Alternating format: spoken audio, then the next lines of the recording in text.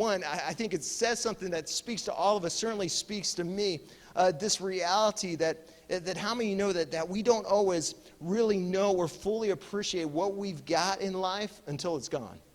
And so when Paul says, listen, we own nothing and yet we have everything, in many ways he's saying this exact same thing. He says, I found a joy when I realized that, get this, that when God was all I had, I actually came to discover he's everything I need.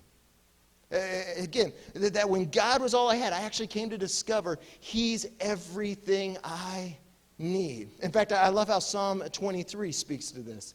As it goes on to sit there and say, the psalmist says, the Lord is my shepherd. Catch this, I shall not want. Now you may ask, how in the world can you get to a place where he has no wants? And listen, it's because he found the same thing that Paul found. He found that he could get to a place where he had no wants because he had everything he needed in our God. He found everything he needed in our God, and a God who, get this, leads us beside still waters. Beside still waters. And I love that phrase because how many know still waters is very different than running waters? Running waters speaks of a river.